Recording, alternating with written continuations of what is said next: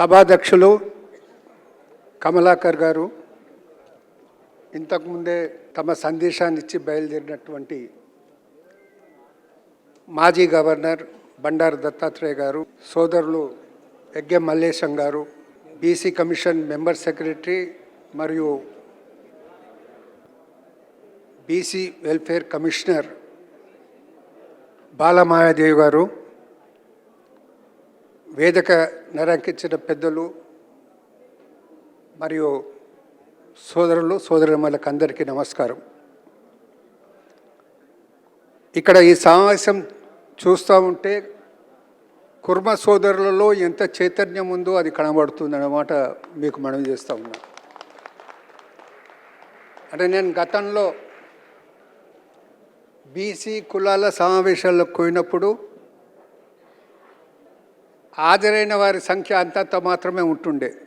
పెద్ద ఎత్తున ప్రోగ్రాము, పెద్ద కార్డు ఉన్నా కానీ ఇప్పుడు అది చూస్తే, ఇక్కడ చూస్తే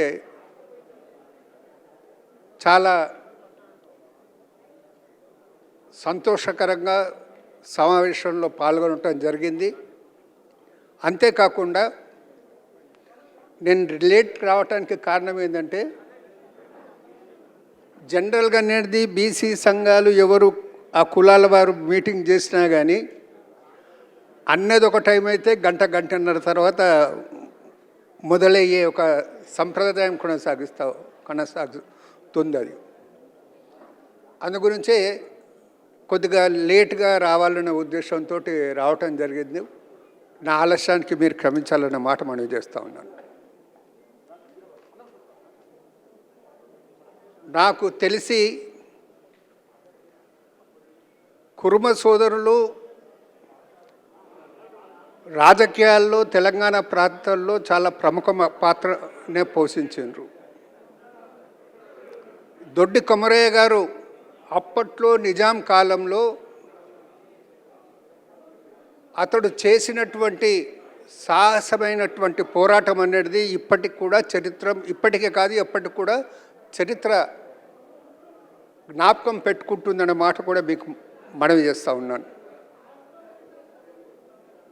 గతంలో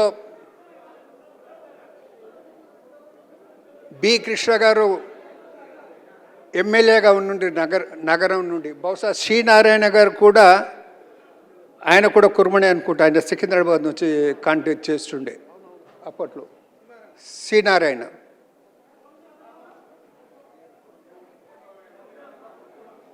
కాంగ్రెస్ పార్టీ రాజకీయాల్లో అంటే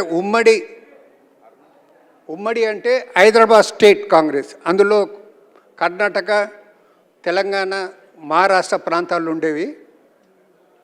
అందులో మేజర్ రోల్ అనేది ఒకరిద్దరు కుర్మ నాయకులది ఉండేదనే మాట కూడా మీకు మనవి చేస్తూ ఉన్నాను.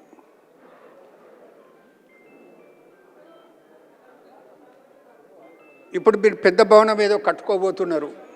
నా చిన్నతనంలో అదే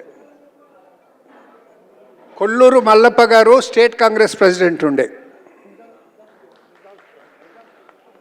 హైదరాబాద్ స్టేట్ కాంగ్రెస్ ప్రెసిడెంట్ కొల్లూరు మల్లప్ప గారు.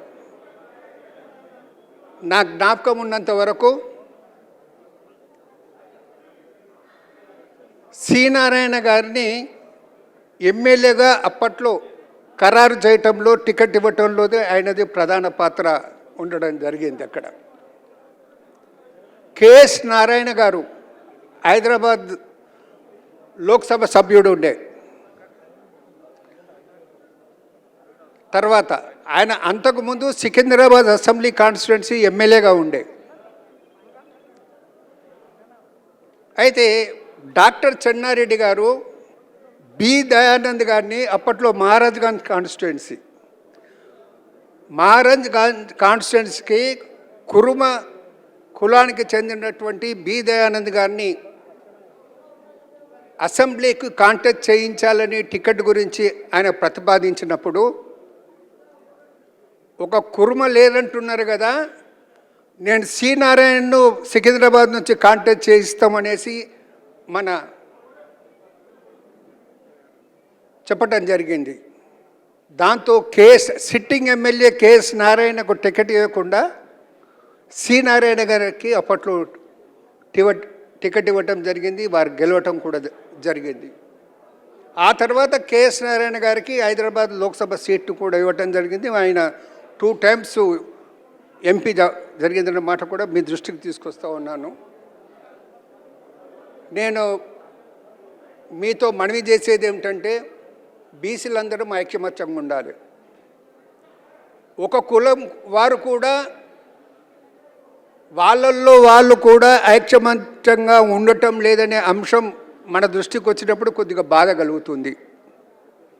అటువంటిది ఉండకుండా బీసీలు ఐక్యమత్యంగా ఉంటే మనం అనుకున్న రాజ్యాధికారం సాధించగలుగుతామన్న మాట మీ దృష్టికి తీసుకొస్తూ, తర్వాత